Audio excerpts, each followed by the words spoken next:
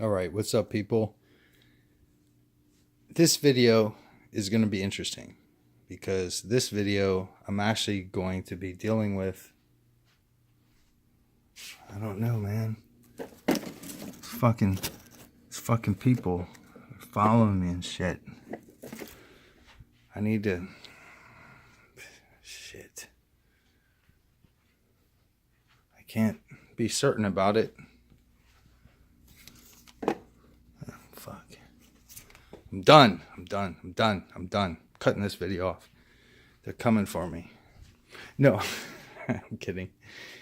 This is going to be the next in my Buddhism series. This is going to be Buddhism 103. Actually, I should probably make it 201 or something because, well, I don't know. Okay, this is a mandala. And the concept of a mandala is, I mean, look at it for a second. I mean, what's going on outside, meaning around the rims? Obviously, you have the heavenly forces, the deities, etc. And up here, of course, the Buddha, right?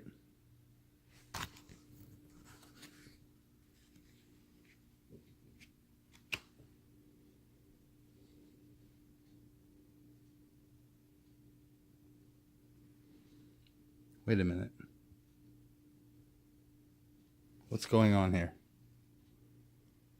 Okay, so this to me, I mean, if you really want to look at it, it's a pyramid, like the Giza pyramid. If you're looking at it downwardly, and on the top of that, sorry, let's let it focus a little bit. We'll get it eventually. What do you have in the middle there? That guy. Well, that guy is interesting because that guy is also that guy. Well, sort of. And here's the really interesting thing. I mean, I can't really, I mentioned in a previous video about Taurus. I'm going to go ahead and close this because you can do mandalas any kind of way. Now, see, this one is purely geometric. And they pour these grains of sand one at a time to create this. It's a beautiful thing. I mean, it's fucking, I know I've done this already. Now, see, this is a different one. Where here you're dealing with a wrathful Buddha. Now, here's a purely geometric one. Where at the center, you're not exactly getting what I'm talking about. But you're not getting that anywhere because everything is highly symbolized. And then again here, that's the wrathful Buddha. And you can kind of see what's going on here with the, surrounding deities, etc. These are all wrathful deities. This is a wrathful mandala. I mean, you should really look into this. It's very interesting. But, oh yeah, the Dalai Lama himself. Right? The Dalai Lama himself. Fake nigger that he is. Anywho. Yeah, I have no love for the Dalai Lama. Because he's not from the Nyingma school. So, it's a Buddhism thing. It's like if you don't know anything about Buddhism, you won't understand what I'm saying when I say that. When my critique of the Dalai Lama. But it doesn't matter, This video at 4 minutes in is going to be titled Avalokitesvara. Sorry. Avalokitesvara. Mispronounced that for a second there. And basically, who this guy is, hold on a second. Because I think if I don't get this right, it's not going to be fucking right. Because I'm not fucking streaming. Streaming? Oh yeah, spring. Fuck you. Avalokitesvara. Basically the Buddhist version of Jesus, except not really, because Buddhism doesn't believe in any kind of an external deity. So how would you vector God, man? in such a system? Well, it's basically awareness or consciousness. And this is the mandala, again, which is just it's kind of like a representation or a snapshot of that. So like if you look at the mandala, it's basically the entire world, and you're always in the middle of it. Any mandala, you are in the middle of it. Even if it's Raffle Buddha mandala, you're always in the middle of it, because guess what? Sometimes you're angry. Sometimes you break tables. You know what I mean? There's no sin or judgment in Buddhism. The judgment comes from within. It's really a wholly different understanding of reality, which is why, again, I don't understand why more people aren't Buddhist. I just really don't, because it's almost a perfect mindset, because it's not worried about fucking, like, there's stories and there's myths and there's fucking, deities, demigods, demons, angels, etc. But they know that they're fucking mythological. They know that they are in the deepest teachings. I mean, it's so funny because they all reduce to states of mind, which is, you take a guy like, and look, I'm no real big fan of Jordan Peterson, but he gets this in a sense with his critique of religion and his critique of mythology.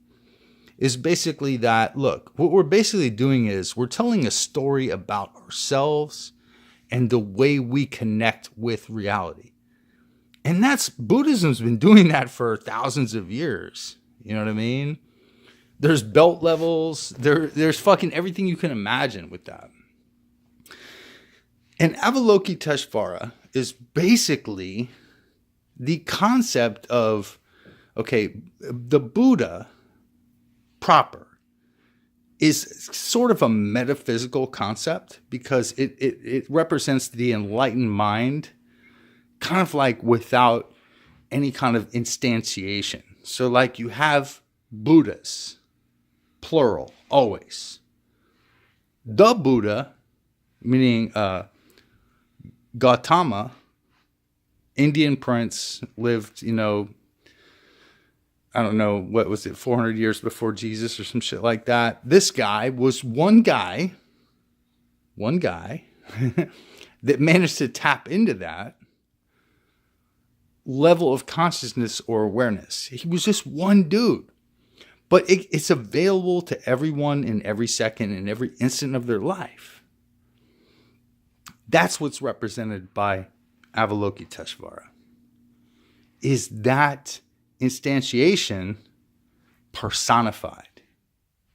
Meaning that okay, look, there's two things. There's what's known as a Buddha, and then there's what's known as a Bodhisattva. And a Bodhisattva is basically a human instantiation of the Buddhist ideal. Because, see, the thing is, and this is one of the things I really like about Islam, is because they say that there are jinn that are Muslim. Right? How can you have jinn that are Muslim, right? But you can have this concept whereby anything can achieve a state of Buddhahood or Buddha mind, because that mentality or that state of mind takes zero effort. Or it takes infinite effort, or anything in between. It depends on your belt level, right? So like the highest belt levels, they have achieved this instantaneously with methods such as cutting through, right? That's one of two methods at the highest level of teaching of Dzogchen, right? You cut through, right?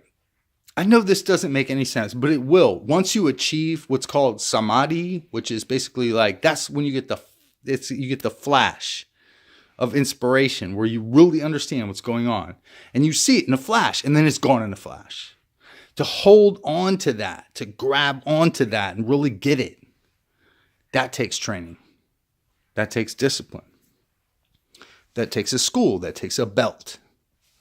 You know what I mean? But everyone in this world has had that at least one time in their life. They just haven't recognized it, haven't understood it, or have been totally unawares as to what's really fucking going on when they have that. Avalokitesvara, or the Bodhisattva in general, is essentially a person who knows this constantly. It's like a saint. It's like somebody that really, really gets it on a daily basis. So this is where you get into the parallel, like I said, that this is the Buddhist version of Jesus, because this is somebody that, Jesus, like, love or hate, whatever the fuck you have for Christianity. Jesus was the instantiation of the Mosaic Law. So the Mosaic Law is impossible to fulfill. But we're told that Jesus, as a human being, fulfilled the Mosaic Law entirely and perfectly. And not only that, but he sacrificed himself so that divinity could, basically reach everybody. You know what I mean? That's the myth. But in the case of Avalokitesvara, the idea, or the idea of bodhisattvas in general, is that you are capable of this if you work at it. It's work-based, not faith-based. There is no faith in Buddhism. You don't have faith in anything. There is no faith. All there is fucking reality and empiricism. Totally empirical, totally atheistic religion. I mean, that's why I love it so much. That's why I think it's a perfect fit for Satanism. So you have this guy who basically, you can read the myths and the stories and all this other thing, and he slays this and does that. It's all symbolic. It's all fucking comic books. At the end of the day, you could be that dude. You could be that dude if you just but recognized, like, the emptiness essence that is in front of you. So, like, if you see something in front of you, like a bookshelf or a pair of jeans or a plant or a pair of jeans or another pair of jeans or another pair of jeans or a coat, you can recognize these things and understand the fact that they are emptiness essence projected onto the mind state, which is like a blank slate. It's kind of like think of it as a river, but not really a river. Think of a river more as the water flowing, and like anything that's reflected in the water becomes reality. That's kind of the nature of Dharmakaya. Just pure projective capacity, pure power to project. That's the ultimate fundamental nature of reality. So that creates the realms, that creates the realities, that creates, it was called the explosion, the simultaneous explosion of Buddha mind and samsara at the same time, because they are flip sides of the same coin. And in the middle, Adam Kadmon, Avalokitesvara, the guy in the middle. It's kind of like, it's really weird, but when you see these mandalas projected and you understand what they're really saying, is that what they're saying is that you, at the same time that you're a guy that, I can punch you and you'll bleed and bruise, and if I stab you, you'll fucking bleed out and die. At the same time as all of that, there's everything else. Infinite reality open to you. Infinite myriad worlds. One of my favorite Buddhist texts is actually called Myriad Worlds. Let me go find it. It's up here somewhere. Ding, ding, ding, ding. We're going to have a winner somewhere. Here we go. Myriad Worlds. Yep. That's a book. That's the author and the translator. Or actually, no, probably not. It's a collection of tantras. So that's probably the guy that wrote the introduction and the translator. So there is no author when you're dealing with tantras. Because, maybe tantras will be Buddhism 105 or 206 or whoever the fuck knows. But anywho, thanks for watching.